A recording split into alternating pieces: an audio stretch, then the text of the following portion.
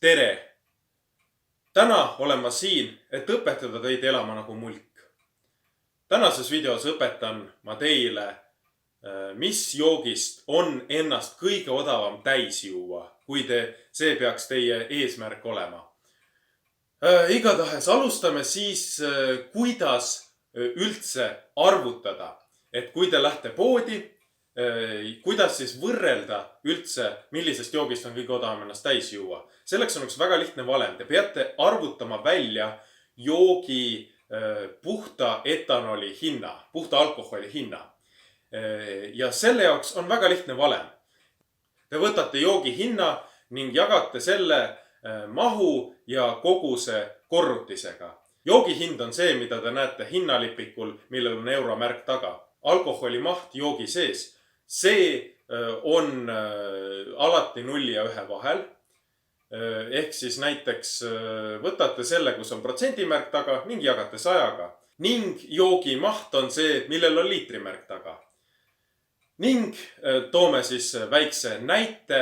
Oletame, et teil on pudel viina, mis maksab 6 eurot. Siis selle puhta hinna arvutamiseks võtate 6 eurot ning jagate selle 0,4 ehk 40% alkoholi ja see korda 0,5 liitrit. Ning saamegi tulemuse niimoodi kätte. Ning tulemus ongi 30. Järelikult 30 eurot maksab 1 liiter puhast alkoholi, kui te ostate seda jooki. Et tuua teile veidi siis sellist skaalat, et mis jook on odav ja mis jook on kallis. Et kui te saate arvu kätte, et siis te oskaksite mõelda, et kas see jook on kallis või mitte. Siis ma annan teile väiksed skaalad. Ütleme, kõik, mis on alla 30, on odav. Kõik, mis on alla 27, on väga odav. Ja on ka üliodavaid asju alla 25, aga selleni me jõuame. Ja ütleme 30 ja 35, see vahemik võib öelda mõõdukalt odav. Sest ma ei ütleks, et need joogid on kallid, aga kindlasti saab odavamalt läbi. Sõltub, kas on tegemist hetkel kuu alguse või lõpuga. Nii, ja kui te võite küsida, et kuidas ma selle uuringu siis tegin. Ma käisin ekstra teie jaoks, vaatasin läbi internetis kõik e-poed, kõik poeketid, millel on e-poed, vaatasin kõik need läbi. Need poed, millel e-poedisid ei ole ja millel mul oli võimalus kohale minna, sinna ma läksin. Märkisin hinnad üles ning ekstra teie jaoks on see kõik siin. Käime siis üle ka tootekategooriad. Ma ütlen, millisest tootekategooriast siis hoiduda ja millisest mitte. Alustame lahjast alkoholist. Lahja alkoholi puhul sisuliselt hoidke eemale kõigest, mis ei ole õlu. Õlu on ka selline veidi salakaval jook, sest õllekangus varieerub päris palju, umbes 4 ja 6% vahel üldiselt, odavamad õlled. Nii et veidi raske võib olla lihtsalt liitri hinna järgi hinnata, et alati peaks ikka selle puhta alkoholi hinna välja arvutama, kui te tahate täpsemat võrdlust teha. Siis teine jook, lahja alkohol, mida te võite osta, aga kui te ikka väga odavalt üritate läbi tulla, siis vältige ka seda, on longerod. Longerot alkoholi hind jääb tavaliselt kuskile 35 ja 45 vahele. Tuleb otsida soodukaid. Kui te leiate soodsad hinnad, nad võivad umbes sinna 35 peale jäävad, mis, nagu ma ütlesin, jääb sinna mõõduka odavuse piiri peale. Kindlasti hoidke eemale siidritest. Siidrit puhta alkoholi hinnad jäävad umbes 45 ja 55 vahele ning hoidke ka eemale eelsegatud jookidest, igast Saku Ice'id ja mis need kõik on. Need on kallid ikka, väga kallid. Nii, siis järgmine vahepealne siis ütleme tootegrupp on veinid. Vein on vaata et veel salakavalamgi kui õlu, sest veinikangus vaata et varieerub rohkem. Kuid on olemas väga odavaid veine. Te võite leida väga odavaid veine, mille selle puhta alkoholi hind tuleb kuskil 28 eurot liitri kohta. Et kindlasti odavaid veine võib uurida. Tavaliselt kõige odavamad on liitristes karpides, osaka 3, aga üldiselt odavam vein on karbis. Ja hoidke eemale šampusest. Et punane ja valge vein on üpris sarnase hinnaga, roosa on pisut kallim, aga roosa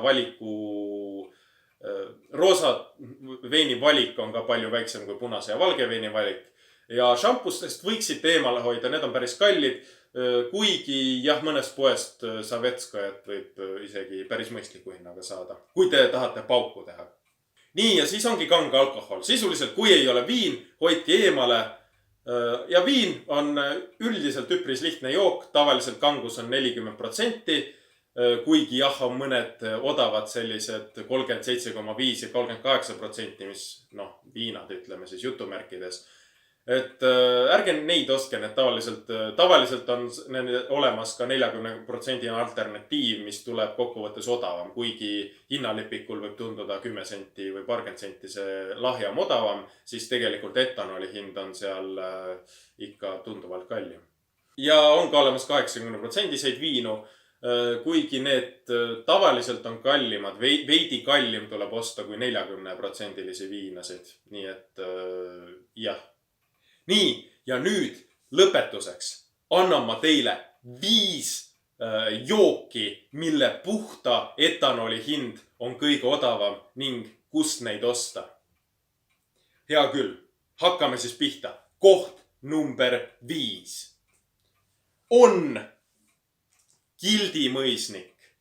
2-liitrine õlu kõrge kvaliteediga 5,6% alkoholisisandus. Hind on 2,98 € pluss pant, aga kui sa võid pärast pudeli tagasi, siis saad pärast 10 senti tagasi. Nii kogu kulu on 2,98 € Krossi poes. Nii, koht number 4.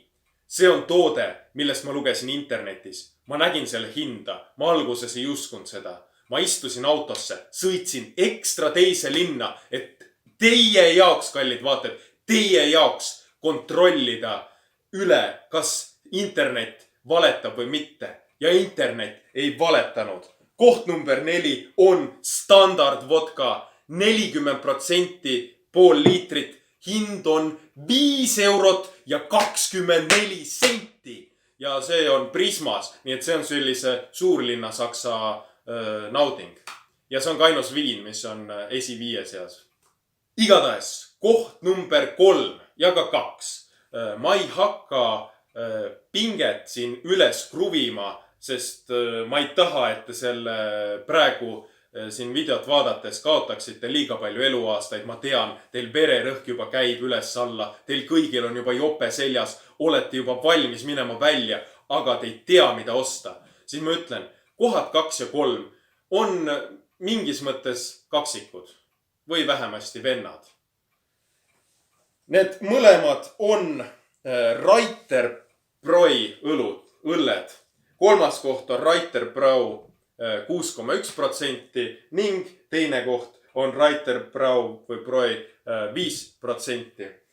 6,1% maksab 2,99 € ning 5% maksab 2,19 € pluss pant muidugi mõlemad. Ja neid ma ostsin meie toidukaupade poest.